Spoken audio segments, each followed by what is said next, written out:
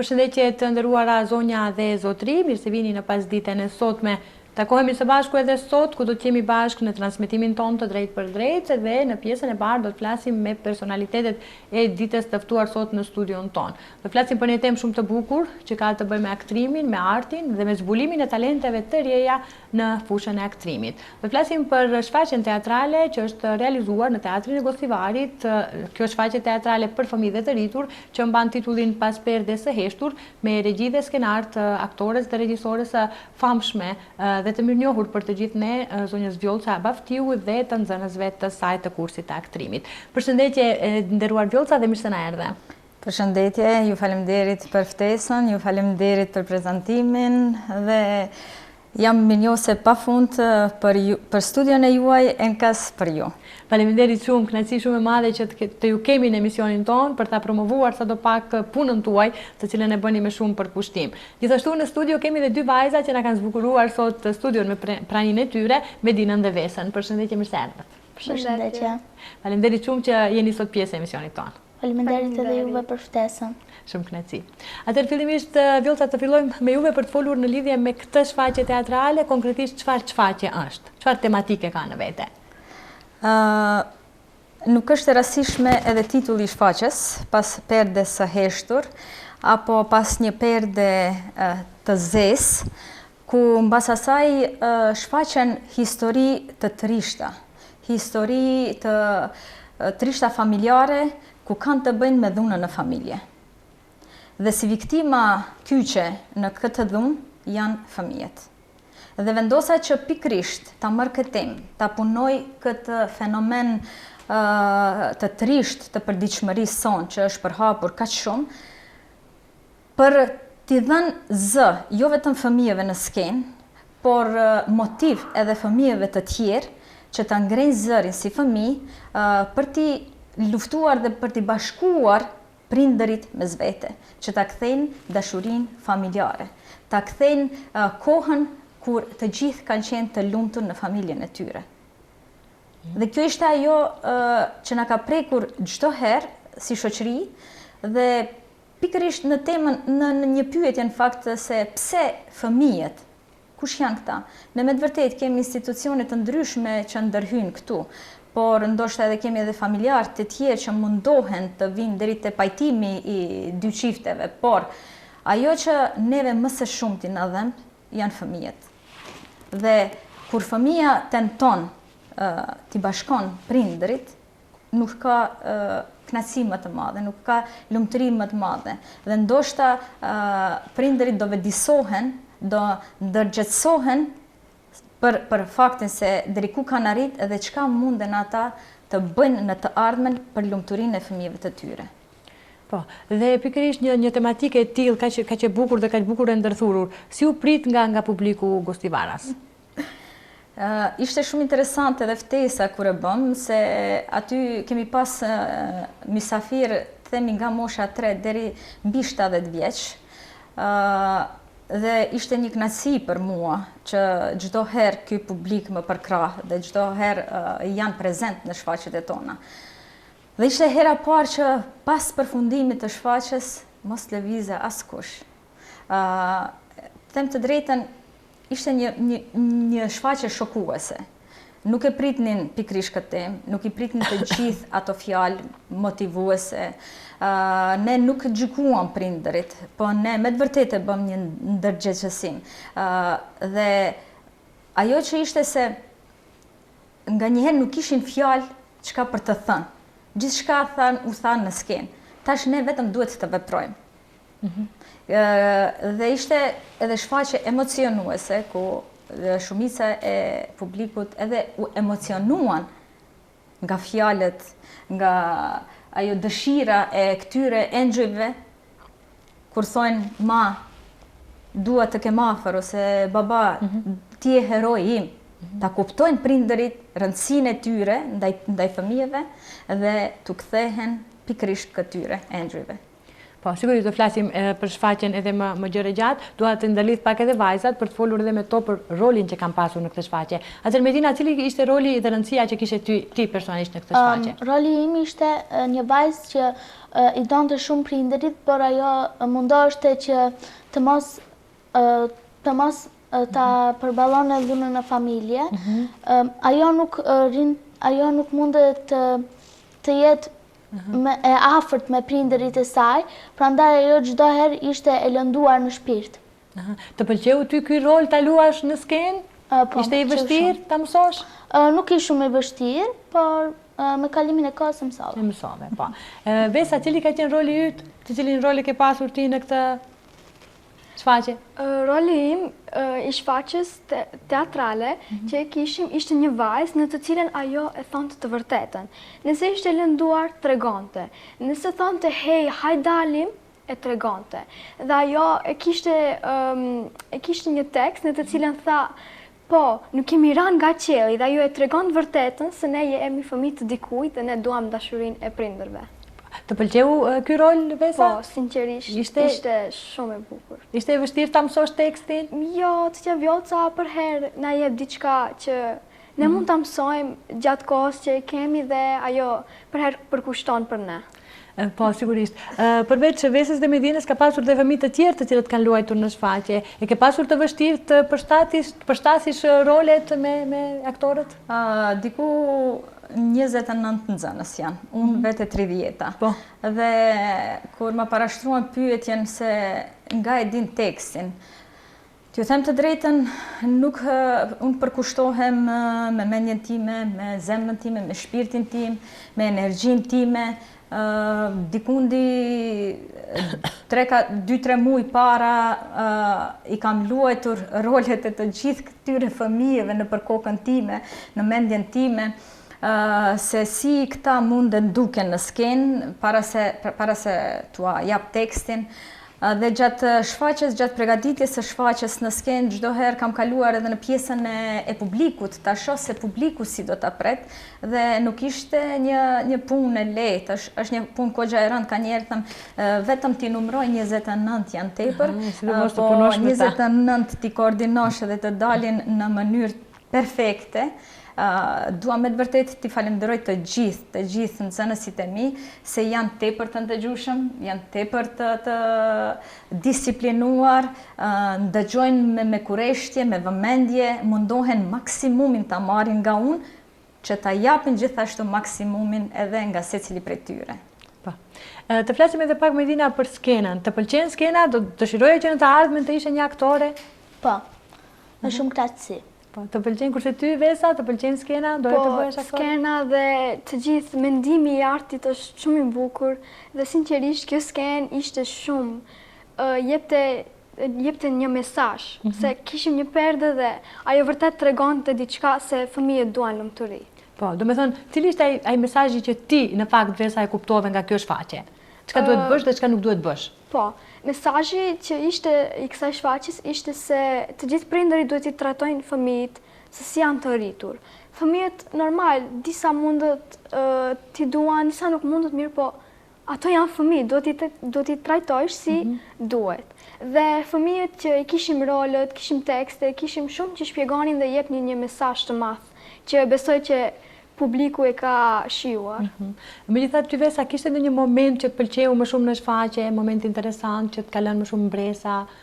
Momenti më interesant ishte kur dy vajza fliqin prej maskave dhe ajo tregonte se ato ishin prindërit, se ato dy vajzat kishin frikë që flasnin prindërve dhe njëra tha, hey, pse ne kemi kaq frikë, ato janë veç prindërit tanë, për ndonjëherë më duken shumë larg. Dhe ajo tregonte se fëmijët kanë frikë të flasin prindërve edhe pse ato janë thjesht njerëz.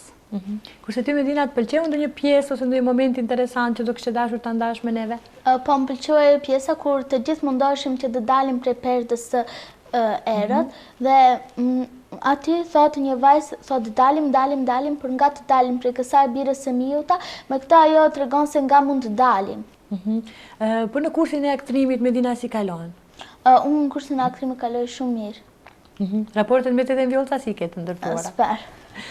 Ju përkrahën, ju mbështetën? Po, shumë. Vesa, nga kursi i aktrimit, je e kënaqur? Ekstrem. Kursi i aktrimit është një vend në të cilën ti mund të shfaqësh kreativitetin tënd dhe teta Vjolca i respekton atë. Kjo është shumë e bukur. Atë Vjolca, si është i ndërtuar ky raport me fëmijët? Po tregojnë shumë lavdata për punën e kursit të aktrimit? Unë ju rasisht e ceka pak më herët, ne nuk kemi dallim moshe, faktikisht normal, respektojmë maksimum nga të gjithë fëmijët, por edhe të gjithë fëmijët i respektoj. Tek kursi i aktrimit kam pasur nxënës që nga mosha 5 vjeçare. Dhe nga njëherë thua çka ti mund bësh me një fëmijë 5 vjeçar.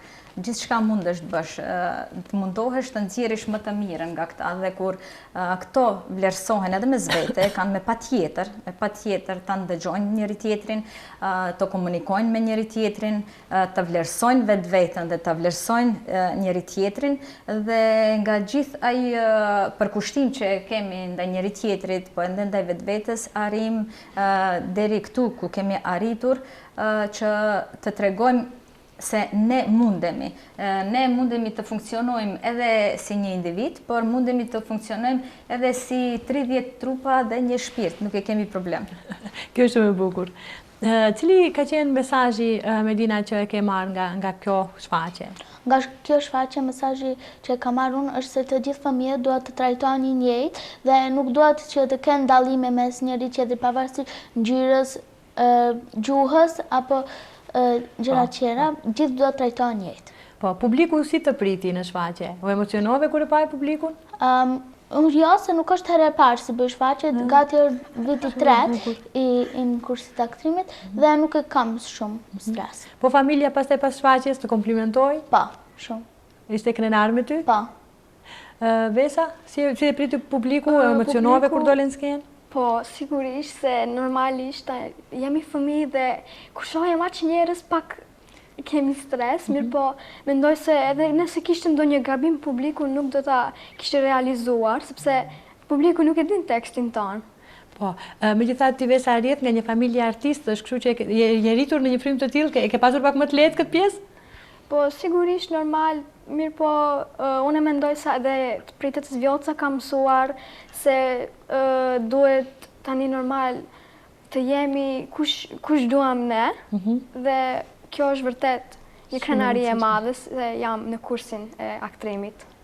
Kjo që e cek Vesa, faleminderit shumë Vesa, është një gjë interesante se me të vërtet mundohem të analizoj të gjithë fëmijët, të njoh të gjithë fëmijët, të kuptoj të gjithë fëmijët dhe të shoh se kush çfarë ëndra ka. Kush çfarë aftësi fillimisht, po kush çfarë edhe ëndra ka, dhe ne punojmë edhe shumë nëpërmjet imagjinatës ku këto me të vërtet mundohen ta shfaqin kreativitetin e tyre edhe në atë formë. Dhe pa dyshim që dalin kaq të mirë dhe shkëlqejnë në skenë si çdo herë.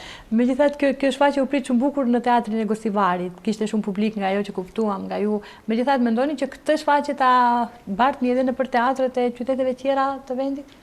Kjo shfaqje mund të them se është e para dhe vetmja për momentin që trajton një temë kaq të vështirë, fëmijët viktima të dhunës në familje.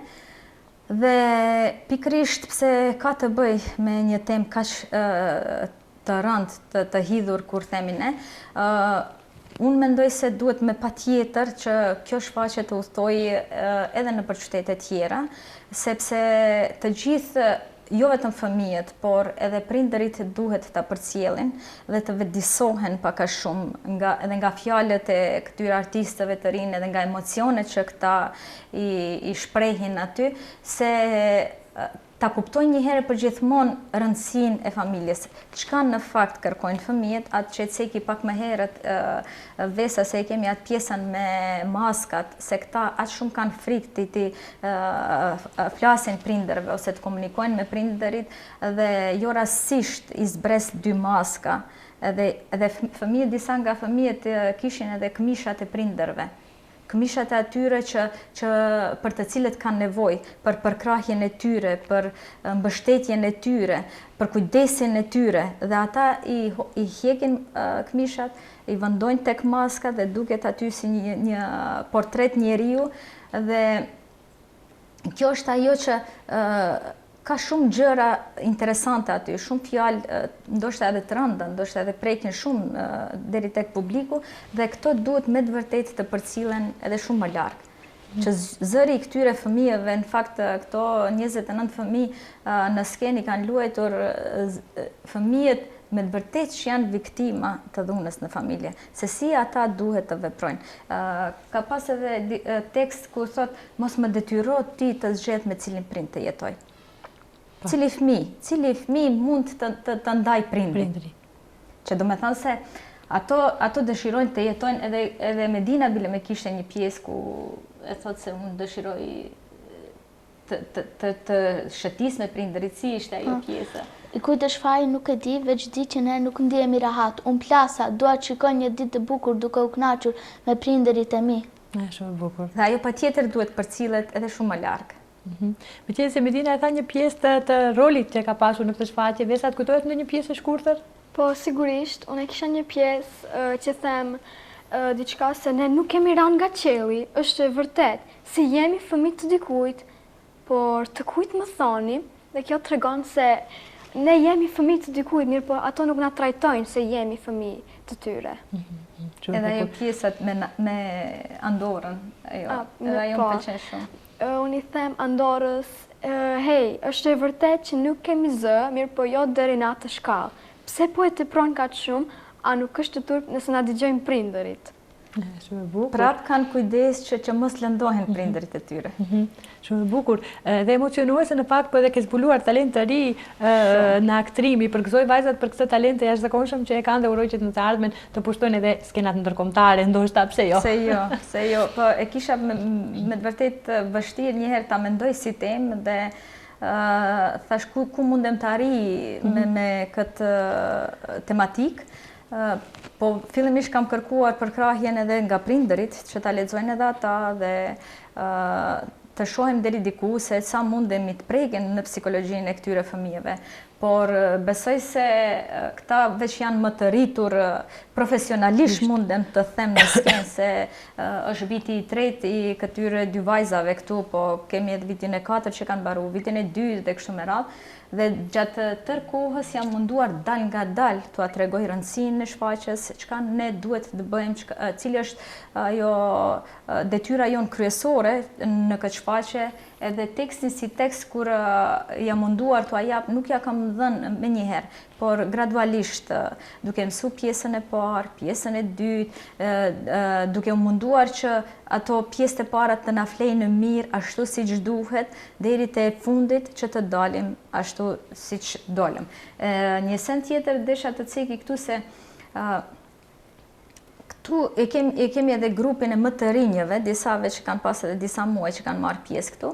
Ato janë fëmijët e lumtur dhe është ajo pjesa shumë prekse ku këta janë mbas një perde së zezë, dhe ata fëmijët tjerë dalin në skenë, luajnë, kënaqen, i gëzohen fëmijërisë së tyre, a këta mbas perdes vetëm i shikojnë. Se fëmijët viktima që janë viktima në dhunën në familje, këto faktikisht munden buzëqeshin jashtë. Unë kam pas raste që i kam pa mua ata fëmijë që janë munduar të buzëqeshin, por mbas asaj buzëqeshje është fshehur një dhimbje shumë e madhe, një frikë shumë e madhe. Dhe mu këto janë munduar të shfaqin edhe tek kjo shfaqje. Bile edhe është interesante dhe ajo pjesa me duart, ku mbasi dalin këta fëmijë të lumtur prej skene, edhe këto mundohen që t'i kapin, t'u marrin lumturinë, që të shkojnë të luajnë edhe me këta. Edhe është ajo pjesa shumë, si them, prekse ku më dhimbsen edhe këto fëmijë që e luajnë ashtu në atë formë, por ja dolën. Po, megjithatë, cilat janë sukseset tjera që keni arritur me kursin e aktrimit? Ne kemi marrë pjesë edhe me nxënës i tjerë dhe me shfaqje të tjera edhe në për festivale, dhe ajo më gëzon shumë. Disa nga nxënësit e mi kanë luajtur edhe në për filma të shkurt tek disa nga kolegët e mi dhe ajo që më gëzon më së tepërmi se këto ndoshta nuk do bëhen të gjithë aktor në të ardhmen, por këtu gjatë kursit të aktrimit këta mësojnë shumë gjëra të tjera elementare që i duhen në zhvillimin e personalitetit të tyre, në zhvillimin e karakterit të tyre. Këto mësojnë për vetvlerësimin, për vetbesimin, për vetkontrollën, të njohin vetveten dhe kështu me radhë. Dhe çdo herë ju them, çdo gjë që mësoni këtu duhet ta përvetësoni dhe të jetë pjesë e unit tuaj që të ta mbani për tërë jetën tuaj. Nganjëherë çka ju them? Për atë se e kemi haram në fen tonë të vjedhin, por këta fëmijë e kanë me patjetër t'i vjedhin virtytet më të mira të gjithë njerëzve që i rrethojnë dhe t'i përvetësojnë. Sigurisht. Medina, cili ishte mesazhi yt për të gjithë moshatarët këtu? Çfarë do kishe porositur të rinjët? Që mos të mërziten dhe të vinë në kursin e aktrimit sepse na që kënaqen shumë.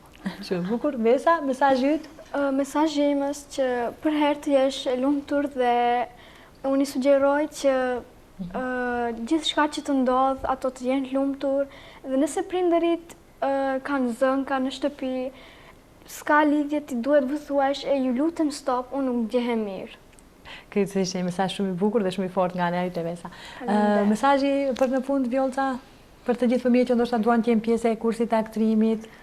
Unë fillimisht dua edhe një herë të falenderoj të gjithë ata që kanë ndihmuar në realizimin e kësaj shfaqje, të gjithë ekipin realizues pranë Qendrës për Kulturë, duke filluar nga drejtori dhe të gjithë kolegët e mi që më përkrahin çdo herë, të gjithë prindërit, të gjithë publikun dhe ajo që dua sot t'ua them të gjithë atyre që na përcjellin, se jeta është shumë e shkurtër.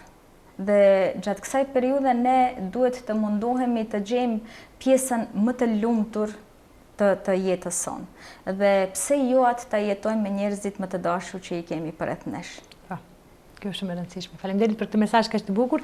Vajza, ju falenderoj shumë që keni ndarë nga dita juaj për të na nderuar. Faleminderit prindërve që ju lejuan që sot jeni pjesë e emisionit tonë. Ju dëshiroj shumë suksese dhe sigurisht ju presim prapë në emision me suksese edhe më të mëdha. Faleminderit. Faleminderit Vjolca shumë, ishte kënaqësi shumë e madhe që sërish të ishe pjesë e emisioneve tona. Faleminderit. Të nderuar shikues, ishte kjo pjesa me personalitetet e ditës. Ju vazhdoni të qëndroni dhe më tutje me ne, do të rikthehemi pas pak.